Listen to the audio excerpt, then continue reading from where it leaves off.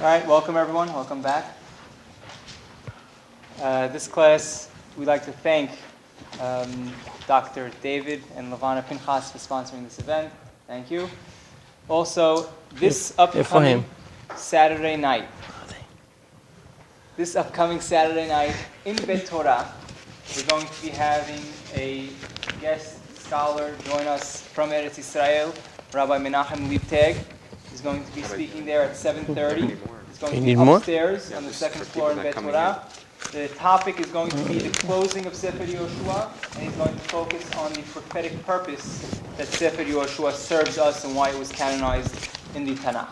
So everyone, please join us. Tell your friends, family to come. It should be a very nice event. Okay. Good evening. Okay. The topic tonight is the Gib'onim, but before we delve a little bit into the Gib'onim, we're going to have to analyze one question, which is going to take us into a little discussion on Chumash, and then we'll come back to it. I'd like to start by opening up to Perek Tet, Pasuk Kaf Daled. I hope you have your Tanachim here, because there's going to be shifting around today a little bit in Tanakh. So, Perek, Kaf Daled. No, not Tet Kaf Daled. I apologize. Kaf Bet. So this is after the, I'm assuming everybody read the Perek, after the trick of the Gib'onim, which we'll come back to. This sort of ends that the Perek, captures the Perek, and Yehoshua turns to them after they find out about the trick. Vayikra lahem Yehoshua. Yehoshua calls unto them. Vayidaber alehem.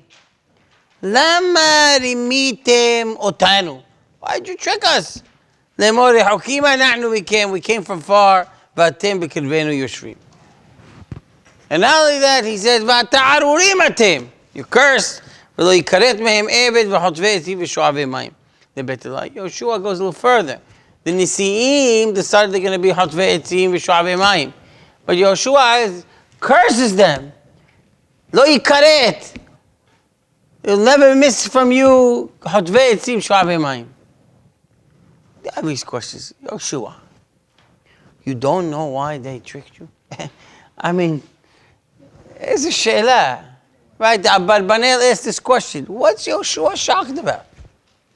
This is a life and death matter for them.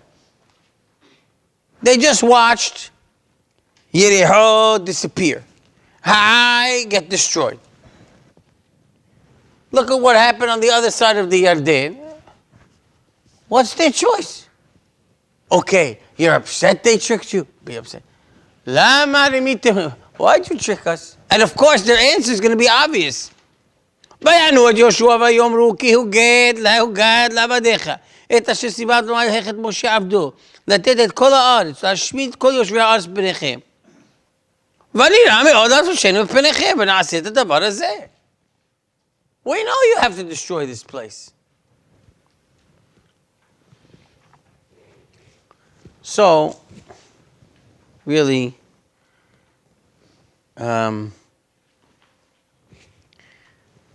why is Yehoshua shocked? So I'd like you to now, in fact, I don't have, can I have a Chumash? I need a Chumash myself. To open and to understand fully this question, we're going to have to read some psukim in Devarim Perek Kaf Pasuk Yud. We're going to have to analyze this according to some different mefarshim. Okay? Devarim Kaf Yud, and we're going to read all the way. So you know what? You could read it, I guess, to yourselves. Go from Devarim Kaf Yod to Yod Het.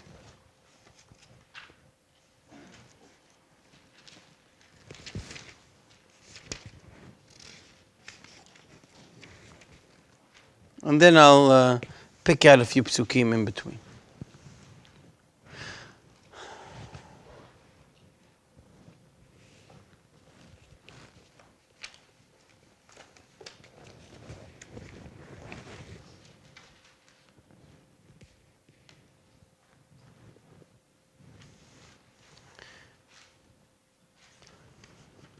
Okay, so here you see something. So what do we see from this short chapter? What do we right away see?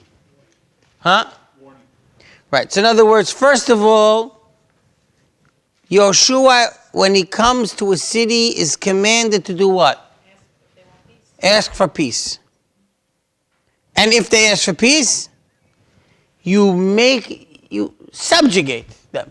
Lamas va'avaducha. Misim and avdut. You can have peace, but they must accept upon themselves a subjugated status.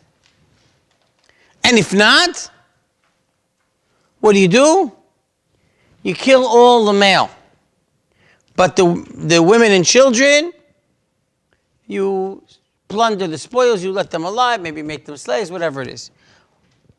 But if it's from the 7 nations, what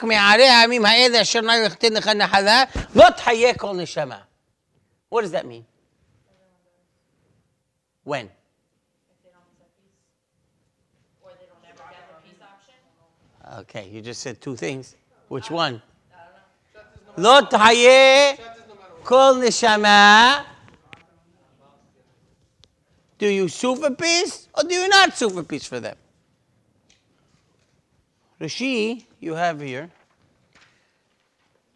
Ki tikra vel'ir, says Rashi, במלחמת רשות הכתוב מדבר, כמו שמפורש בעניין, תעשה לכל הערים הרחוקות.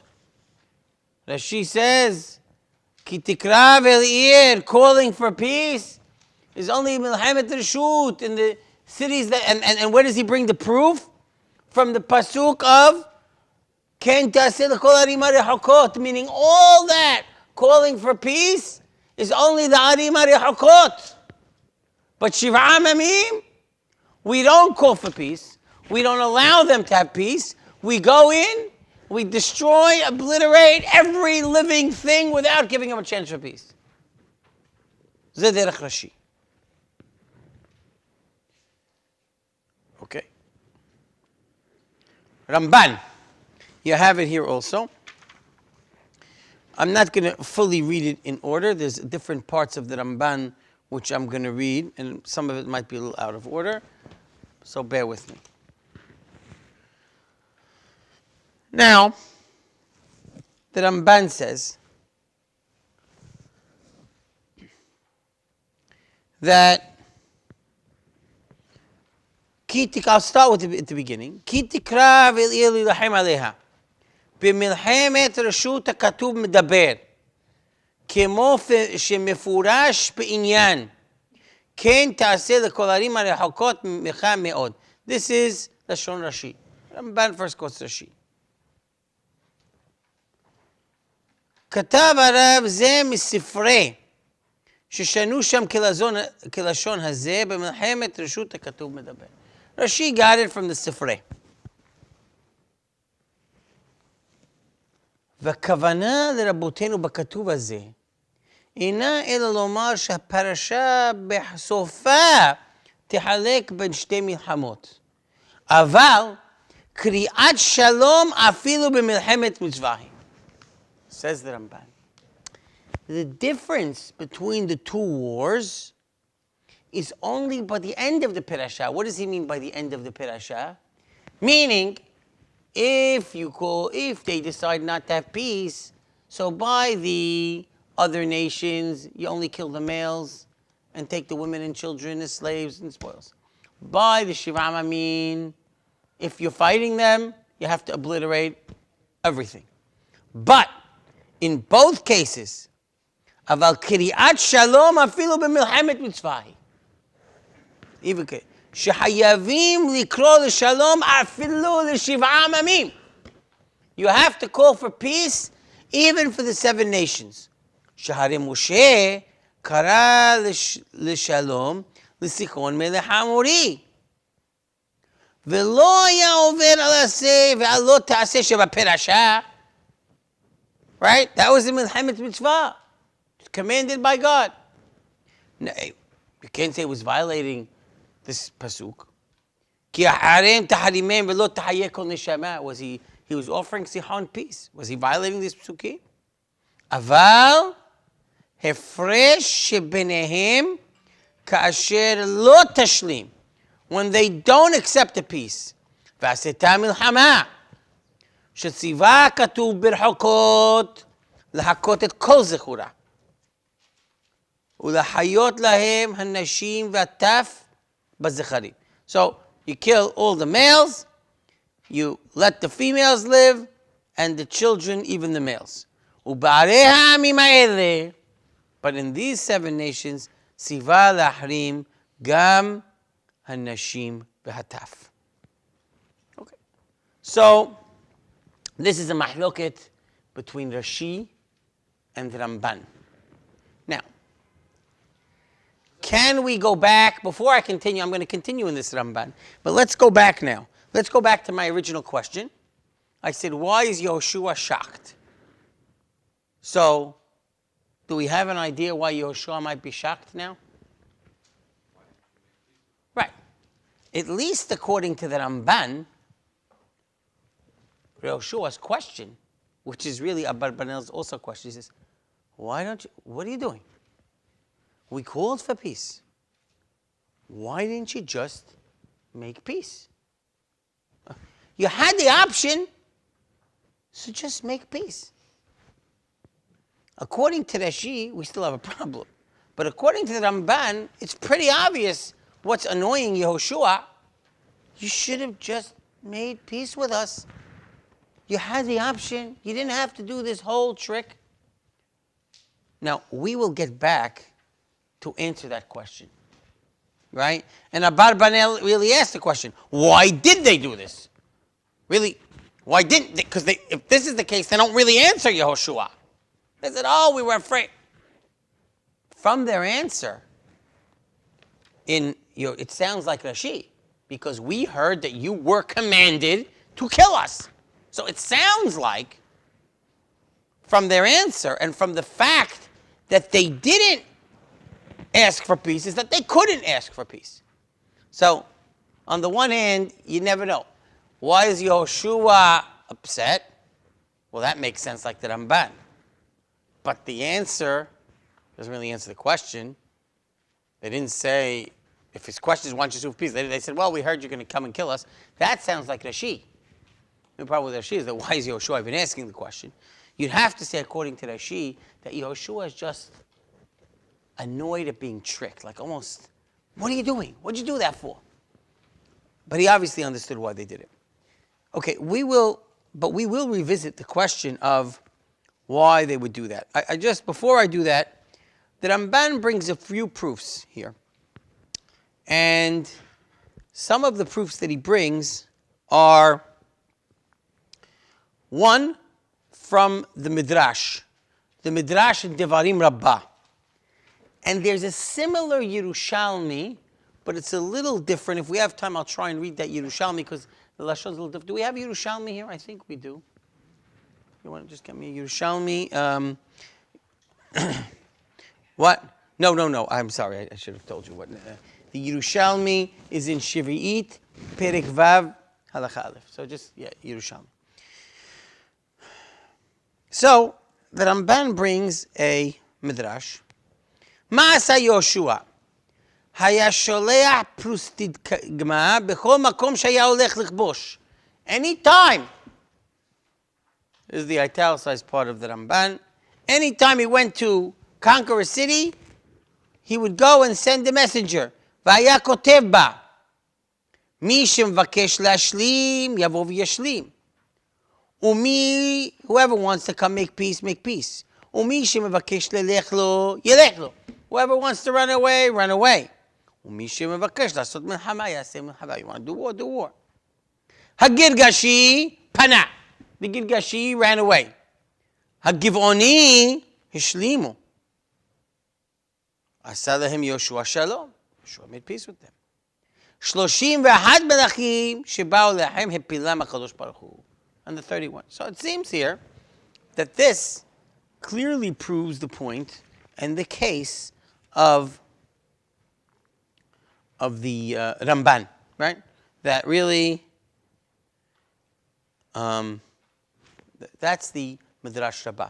I want to read you the Shalmi because I want you to pay attention to the difference. Da'amar Rabbi Yisrael, shalosh prastiniyot shalach Yehoshua le'eretz Yisrael. Now listen to this language. Ad shelo yikansu la'aretz. Right? Yehoshua sent messengers. The Yerushalmi has a little different thing. He adds in here, right? In other words, it's actually very different because from the Midrash it says, B'kol makom shaya yolech lichbosh. It sounds like as he was in Israel, city by city, he would send out prior to the battle this thing. But the Yerushalmi has a little different. Da'amar Rabbi Shmuel, shalosh prastiniyot shalach Yehoshua le'eretz Yisrael ad shelo yikansu la'aretz. This is like this general proclamation. I'm here. I'm coming. Mishu rotzeh lipanot yifneh. Who wants to run away? Run away. Lashlim yashlim. If you want to make peace, make peace. La'asot milchama ya'aseh. Girgashi pina. Girgashi ran away. Vehemin lo la'kadosh baruch hu v'halach lo la'afriqi. Right? Gib'onim hishlimu. They made peace. והשלימו יושבי גבעון את ישראל 31 והשלימו את ישראל 31 מלך עשו מלחמה ונפלו מפני ונפלו. Okay. So Yerushalmi is a little different. You have the Yerushalmi, you have the Midrash Rabbah, all seeming to be like the Ramban, right? That now. The reason I read the Yerushalmi inside is because it's very possible that Rashi would follow the Yerushalmi's reading, that maybe, and I'm not sure we can even say this, but maybe Rashi would agree that there was this general proclamation before crossing the Yarden, giving everyone the option. But once they crossed the Yarden, it might have been too late. It's hard to say that, but it's difficult. What would Rashi do with this Yerushalmi? What would they do with this Midrash Rabbah? It's true he has the Sifrei, but the Sifrei is not such a clear proof. Anyway, it's difficult. The Farshim answer Rashi in different ways.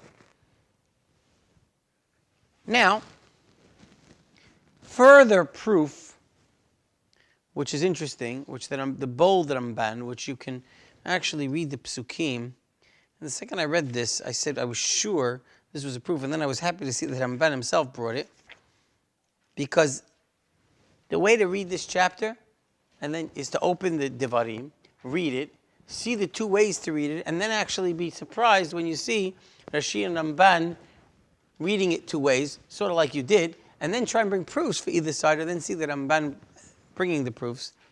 It's you'll see that you could appreciate it much better. So, if you look in Yehoshua Yud Aleph Yud Tet, or I have it there bolded, Lo hayeta ir asher ishlima el B'nei Yisrael bilti ahivi yoshvi giv'on et kol lakhu b'milchama. Right? There was no place that made peace with B'nei Yisrael except the Gib'onim. Nobody. Now, we'll have to figure out the Girgashi that ran away, because it sounds here at the kol lakhu b'milchama. So you have to take the Girgashi out of it because they ran away. They didn't make peace, but they ran away, at least according to the Midrash and the Yerushalmi. Now why? Why didn't they make peace? Well, it should be obvious why they didn't make peace. If you were Rashi, they couldn't. But that's not what Yehoshua says. Ki me'et Adonai hayta lehazek et libam. God strengthened their heart. Because if everyone winds up making peace, what's left for Israel to go and inherit? Likrat hamilchama et Yisrael. למען החרימם, לבלתי היות להם תחינה, כי למען השמידם כאשר ציווה אדוני את משה. So, this sounds like that had they wanted to make peace, they could have. Right? And the Ramban says this. Mikelal she'im ratzu lashlim ayu mashlimim imam. Right? They would have. So, a further textual proof for the Ramban's position that they would have been able to make peace, clearly, but they didn't because HaKadosh Baruch Hu strengthened their heart, right? And it was only the Gib'onim who made peace, right? Okay, we're still left with the question that why did the Gib'onim feel they had to go this route? Why then did they just not make peace? Why did they make this ruse, lie, put themselves in a situation that they're hotveh etzim and sho'aveh mayim? So we have a host of mefarshim that help us deal with this question. The Ramban himself, in the next Ramban, if you actually turn the page, you have the Ramban on the next pasuk. The Ramban gives a few answers to this question. He already senses that his position on this, the Gib'onim, is a sensitive problem. We'll read some of the Ramban's answers, and then we'll read some other Mefarshim's answers, and then I'll come to one which I'm going to try and see if we can learn something with. So again, Vida. You see the bold underlined. Vida. Ki inyan anshe Giv'on. The issue of anshe Giv'on haya mipnei shelo hayu yod'im mishpatan she Yisrael b'kriyat hashalom. Right? So first, they didn't know. They didn't know that they didn't expect Yehoshua to call for shalom. They lived in a rough world. War is war. People coming to war don't call for peace. They don't do what Jews do. Is that before we go to war, we ask you, if you want to do peace, we're ready. Right? Evacuate. Or come peace. Right? That's only Yehoshua, B'nei Yisrael doing that. They wouldn't imagine we would do that. Vigdimu kodem, but didn't they get the letter? What happened? So he says, Vigdimu kodem shetavo lahem prustigma shel Yehoshua. Now this follows a little bit the midrash that the prustigma came while they were in Israel, and so before they got the letter, they said, we're going to start. They played this game. That's one. Or,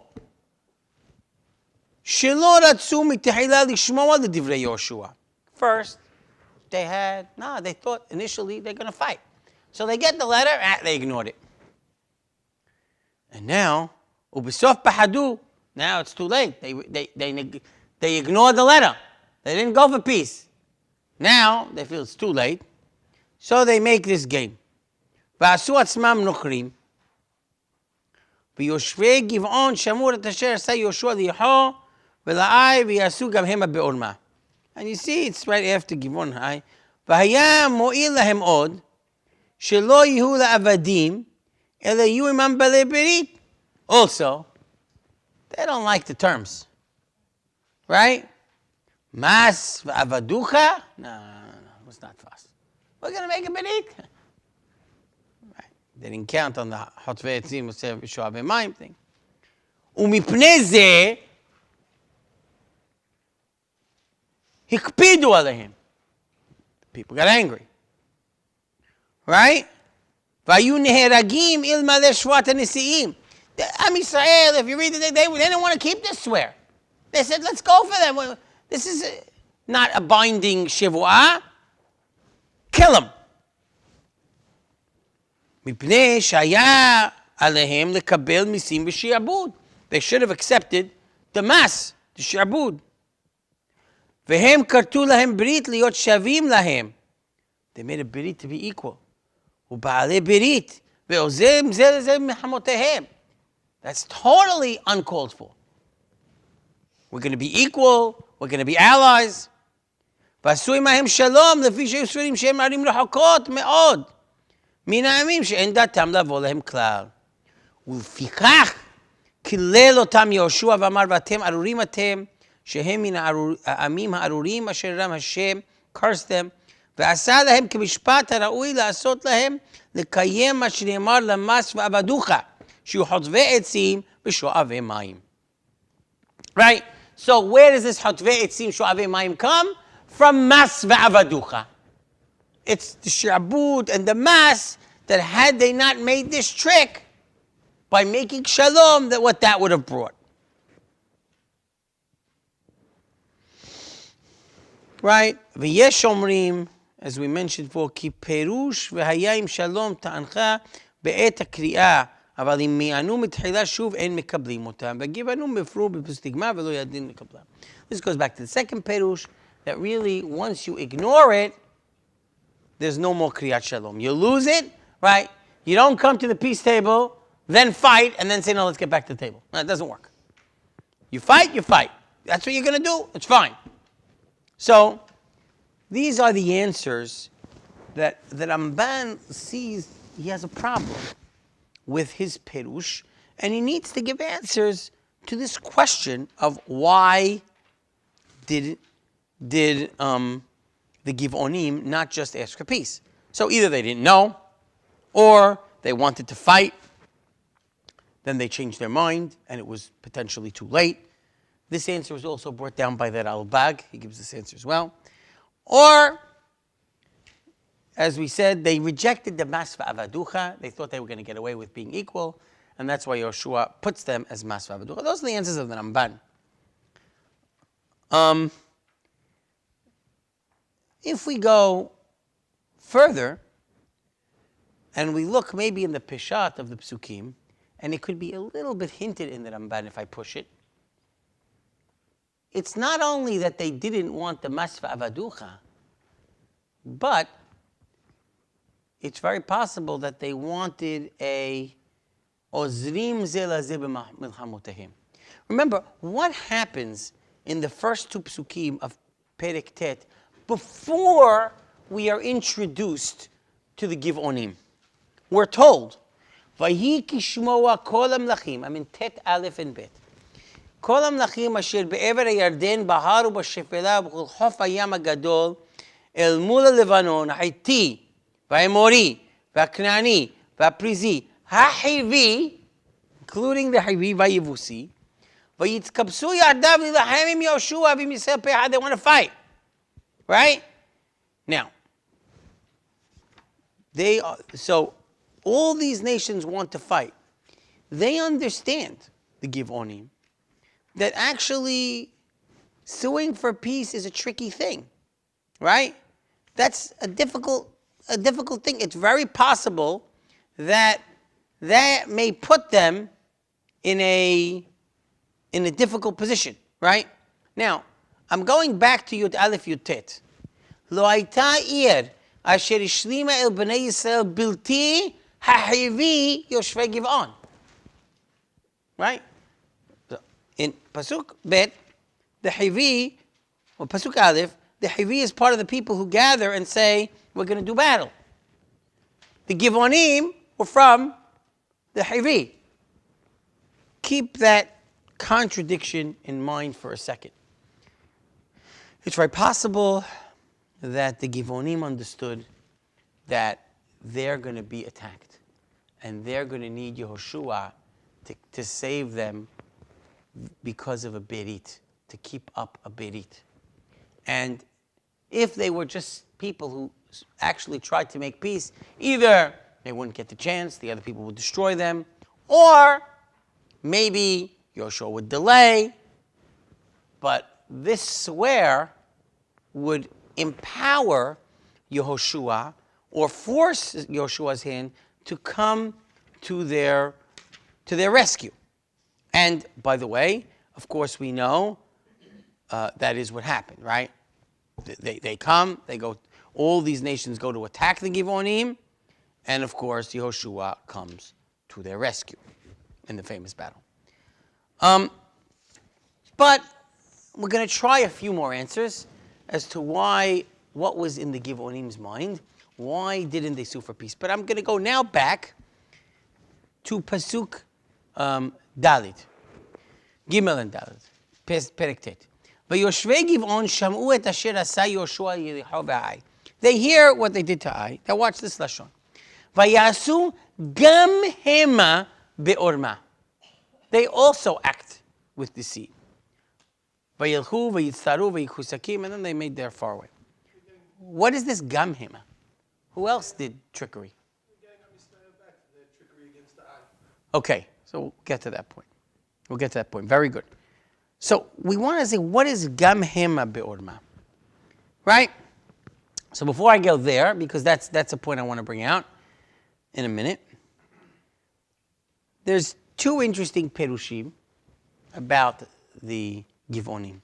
Abarbanel says the Gib'onim, they were really planning to fight. But you know what? They weren't sure who's going to win. So they figure, I'm not going to make peace with anybody. We'll make this swear. We'll watch the battle, see who wins, and join the winning side. The only problem was they were attacked before they could by these nations. Kli Akar says something interesting also, something similar. He wants to say that the opposite, not only they were planning to fight, they were really acting here as double agents. This is how they were going to fight. They were so duplicitous that they were actually planning to make the peace so that they would be trusted, act as somewhat spies, a little far-fetched, but act as somewhat spies, and then tell the enemies, here's what we're going to do. Again, the problem this plan doesn't work is why? Because they become attacked, and they are forced to rely on Yehoshua. Probably part of the divine plan. There is a medieval rabbi wrote that I short around the time of Maran, Rabbi Yisrael de Coriel. Rabbi Yisrael de Coriel says what you said, David. He said, they learned the Orma from Yisrael. Now, if I back up, Radak and others say, Gam Hema be'orma goes back on Yisrael. Some say it goes back on, and they'll find any Orma in these. Some say it goes back on the trickery of B'nei Yaakov to Shechem. Right? They even go back that way. But Rabbi Yisrael de Coriel, he says, you know what happened? They learned Orma from Yisrael.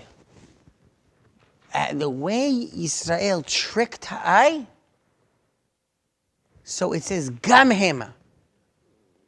Now, there were two problems, according to Rabbi Yisrael de Coriel, how Yisrael handled the battle with Ai. One, trickery. It was deceitful. He says. Second, it's trickery. But God said to do that. Good point. God said to have an orev. So you have to sort of say here, difficult according to this Perush, that even though God said to have an ambush, the whole elaborate trick God did say, go and come and retreat and use their confidence, use your loss day before to their benefit, and then the ambush comes, kills the thing, and then boom. That trickery may have been too much, right? So the Gam Hema, it's almost the midah keneged midah. You had the trickery, the Gib'onim are going to trick you. The second problem with the way he looks at the battle with Ai is that Ai, the battle with Ai, and this goes almost diametrically opposed to what I said last week, that Ai leaves God out of the battle. Now, if you remember last week I said Yehoshua was too blasé about the battle, right? Send 3,000 people, I'm not going, and that was part of the problem, right? It wasn't only Achan, it was also that. But here he says, a little bit different, that God seems to be left out of the picture in Ha'ai. And so therefore, it could lead to the fact that people would think that these battles are done without Hashgahat Hashem. And so that's also a problem. Now, there is a little hint to that, because if you go to their the way the Navi describes the treaty and how they got tricked with the Gib'onim, right? It says in Perek Tet Pasuk Yudalit, and they're questioning, how do we know you're here? Back and forth. Vayikhu anashim metzedam. They take from there. V'et pi Adonai lo sha'alu. They didn't ask God. Am Yisrael, you have a problem? You have Uri v'tomim. You got an easy address. Vayas lahem Yehoshua shalom, and he made shalom, and of course they were tricked. So there's an essence here, maybe a midah keneged midah in the Gib'onim. They tricked them, the Hohma, as well as a lack of hashkaha. They got tricked because a lack of resorting to God's hashkaha.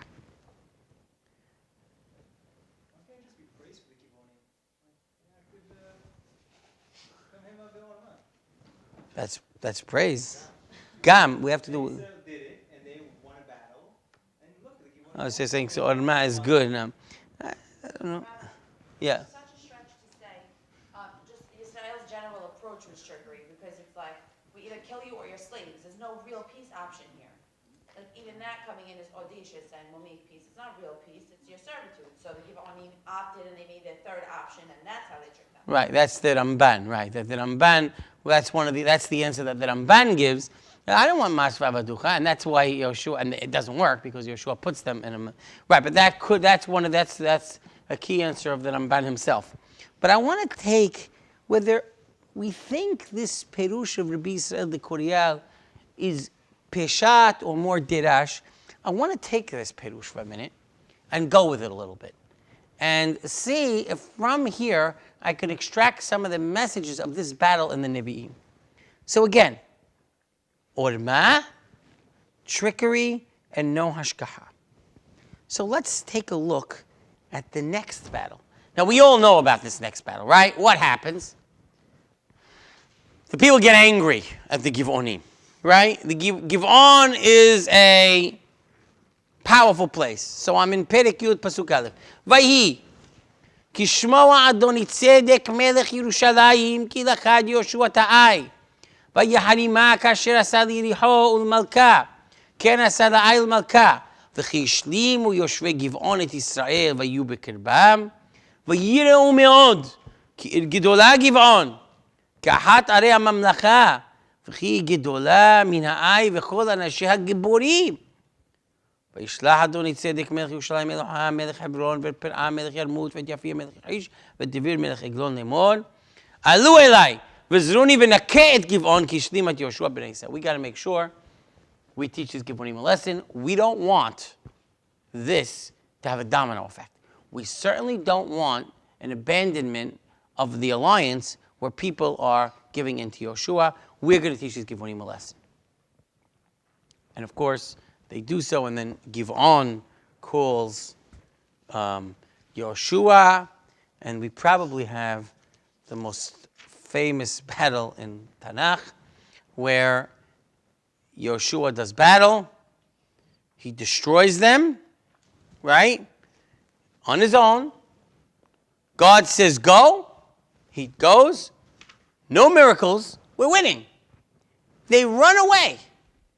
And then all of a sudden, God sends down, right, sends down what? Avanim gidolot min hashamayim. Rocks from heaven that kill more people than the Harif. Yehoshua sees this. He says, okay. Right, if God's joining the battle, here we go. Az yedaber Yehoshua l'Adonai b'yom tet Adonai ta'imori lifnei B'nei Yisrael v'yomer le'nei Yisrael shemesh b'giv'on dom v'yareach be'emek ayalon. Stops the sun, stops the moon, stops the movement of all the celestial beings. V'yidom hashemesh v'yareach amad ad yikom goy oivav, right, until they obliterate everyone. Halohi ketuva al sefer yashar v'yamod hashemesh b'chatzi hamayim v'lo atz lavo ki yom shalem, a whole day, yom tamim. There's a whole day, and there's a mahloket, there's a three-way mahloket in the Gemara as to how long it stopped. Right, one opinion is 6 hours and then another 6 hours. One opinion is 12 and 12. One opinion is 12 and 24. And then there's a second merging of that, which it turns it into an added 12 hours for each opinion. So we have fully 6 opinions as to how to read this pasuk, how long it stopped. Right? The shortest opinion comes to 12 hours, and the longest opinion in the second it comes to 48 hours. Right? Even though there is a perush, 2 perushim. One of, I think it's Hasdai Kreskas, who says it only did a half hour. How does he fit with that Gib'onim? Good question. And you have even a more radical opinion, which is the opinion of the Ralbag, that it never stopped. Nothing, just didn't stop. And we'll get back to that Ralbag in a minute. But if we look at this battle, if anything, the problems, quote unquote, with the Ha'ai battle that Rabbi Yisrael the Kuriel pointed out, after maybe they learned the message from the way they were treated with the Gib'onim, I will assert are all fixed. First, trickery, morality. Am Yisrael goes to battle, lives by an oath that they gave, even if the argument could be made that it's unnecessary for them to save them, that maybe, and remember, the people want to kill him. It was the Nesi'im who gave the swear that stopped them. Okay, we were tricked into making an oath. We think we should be able to kill him. We're going to stop because of the Nesi'im. Now they're calling us, and we're going to go to war to save them? Yes, because we gave our word. It's so unnecessary, by the way, that who else thought that this swear wasn't binding, by the way, aside of the people? Someone else in Jewish history? Tanakh study didn't get there yet. But somebody else, we don't know, it's not Shaul HaMelech. Shaul HaMelech thinks that this is not necessary, and he apparently kills Gib'onim, although we never see him do that. We're told at the end of David's kingdom, his tenure, that there's that God told him that that's why Am Yisrael is being punished, that because of that, and go make and ask the Gib'onim what their demands are, and the Gib'onim have some people from the lineage, 7 people from the lineage of Shaul HaMelech killed. So maybe Shaul didn't think it was binding, but God certainly did. And that shows that an oath that Am Yisrael took will be under duplicity.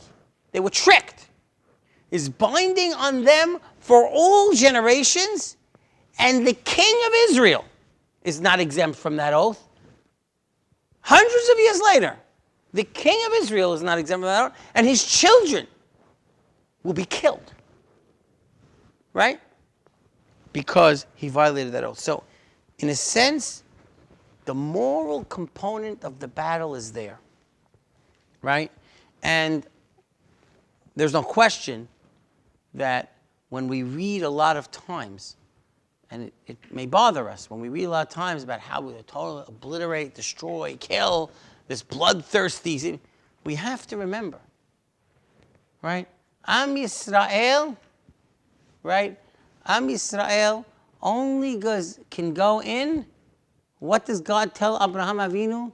Ki lo shalem avona emori. You can't go in there and tell their evil and cruelty and horrific practices have made God decide that they're ready for destruction. Before Shalem Avon HaEmori, no one can go in and destroy them.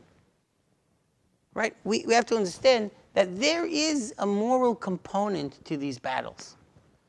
The corrupt societies, the Torah is filled with descriptions of Canaan as a total corrupt society that we should not imitate. Right? And so we have to remember that we might be bothered by these battles or whatever it is, but nevertheless, if we take the story of Yehoshua at its face value, and the only place that we hear of these battles is from Yehoshua, then we should also take the Torah's description of the people at face value and what the point of some of these battles were. Even still, we call for peace, according to many Mefarshim. And even still, when we're tricked, we live by that oath forever. Right? So, there's one point that in this battle in Perek Yud, that we have shown the trust, that we have shown the morality, the straightforwardness, the lack of deceit. We are tricked and we respond with straightforwardness. The second problem, which you might think, which is brought down, which Rabbi Israel de Koriyahu mentions, is that we allowed the battle to proceed without resorting to Hashgahat Hashem, and even with the Gib'onim, we didn't ask God. Well, we go to a battle that it becomes one of the greatest miracles in human history, stopping the sun. And I want to talk about this for a minute because this will relate to my point. As I mentioned, that Al-Bag questions his Perush, this never happened. I think he's the only Mefarish that I know of that says this. He says, it's impossible. And he has a litany of questions, some harsh questions. He says the point was to give the Jewish people time for battle. So why is God have to stop the sun? Miraculously destroy them. It's an easier miracle than stopping the sun. If God's going to make a miracle for them to be able to destroy their enemies, simple. Just like he did with the rocks, just kill them. And he says that's what really happened. God, when it means that the sun stopped, it means, as we say, time seemed to stop. It means that they were able to accomplish their goals so quickly before the sun set. That's the Al-Bag's interpretation. I don't know of anyone who agrees with him. But Bernal attacks the Al-Bag very harshly. And he goes, and as I mentioned, that Al-Bag asks a host of questions. Right? One of the questions says, then Yehoshua made greater miracles than Moshe Rabbeinu. And Bernal says, yes, he did. Doesn't mean he was a greater person. This miracle was greater than the ones he says. Even though it says, L'chol ha'otot, and it says also L'chol ha'otot, yes, this one miracle was greater, and that's that. It doesn't mean that Moshe was any less than Yehoshua.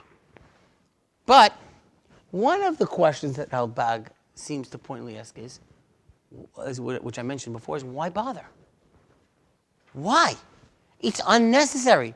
The whole point is to be able to obliterate your enemies. So I don't know, you can maybe either make them, like he says happen, destroy their enemies quickly, or give them night vision or something. Stop the sun. Rabbi goes in, by the way, and if you stop the sun, do you know what would happen? If the sun actually stopped, then the moon had to stop, and all the constellations had to stop. Now, Rabbi was a scientist, and not just a scientist, an astronomer.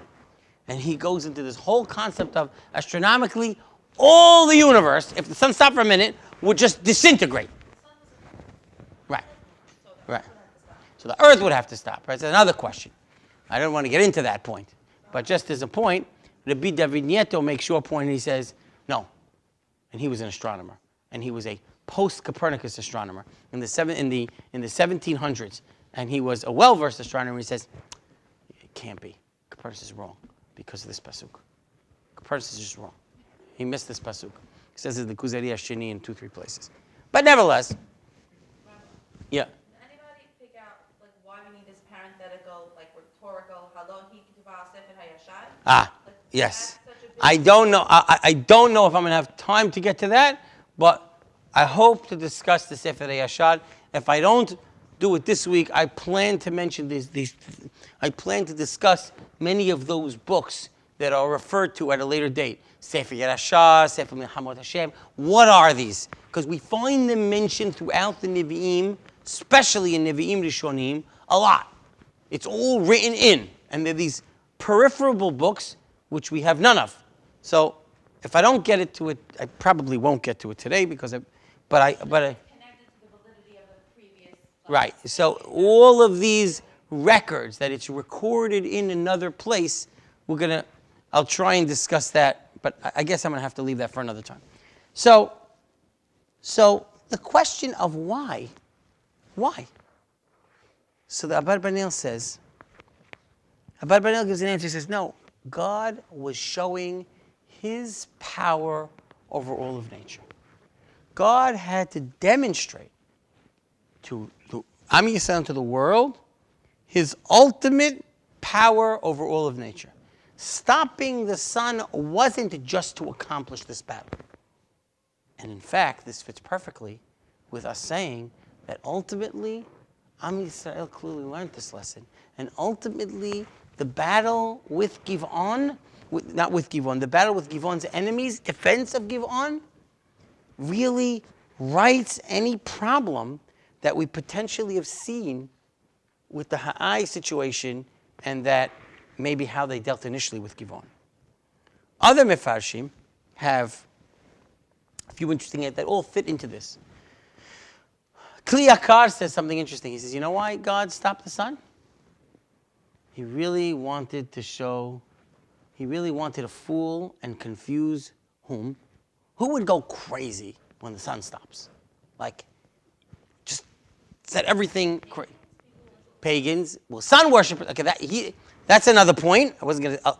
That's not the Kli Yakar, but that's one other point since you mentioned it.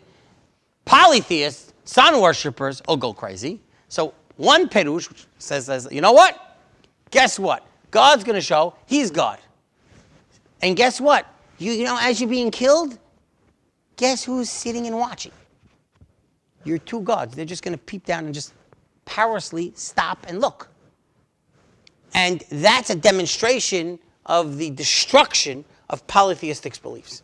Okay, but Kli Yakar says something similar, but I like it because it's almost cuter. He says, guess what? Guess who all these nations were relying on? Astrologers, right? Astrologers who were all figuring out how we're going to win based on what? The positions and the motions of the sun, the star, the moons, and all of a sudden they get all confused because nothing's moving. And their whole Hohma is obliterated. So says the Kli Yakar, the futility of astrology is being pointed out here by the movement of the sun. And even more so, another answer brought down is to show that God, even God, is holding true to the swear of his nation to the Gib'onim. So the moral hashgaha questions seem to develop. Hashem re-enters the picture, so to speak, after being left out. Am Yisrael all of a sudden shows that even in battle, a moral component is what guides them, and they can then enter into the next fight, right, alone. In other words, if Yericho was pure God, Ha'ai was God's plan, Am Yisrael taking it, going into it. Gib'on, God is re-entered into the picture in a major way, although it doesn't start the battle. Am Yisrael starts on their own, but at the end, God's presence is felt, and that everyone should understand that it is God doing battle, that the victories belong to God, and that God is the one who's fighting these battles, and you can't make any mistake when the sun stops, right? And God's destruction over the enemy and their gods. Now Am Yisrael can actually deal with the next battle. Remember what happens. I'm sure Jesse told you this, right? They enter in, they go, they cut across the center of Yisrael. Yericho Ha'ai.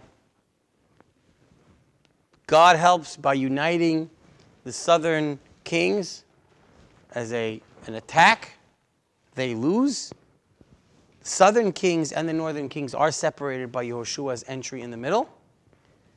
And now the next battle, the next major battle, which seems to be the most formidable opponent yet, after all these petty wars that are described at the end of the Perek, right? We have a lot of these descriptions. we're then told of the next battle, which is whom? Which is the northern kingdoms, right? It's led by Hatzor, and here Am Yisrael fights alone. They can now fight their own battles, and they do. And then, really, we go to a sum up of all of the victories and the battles that Am Yisrael seem to have, knowing full well that at the end of all of this, that there is still much work to be done.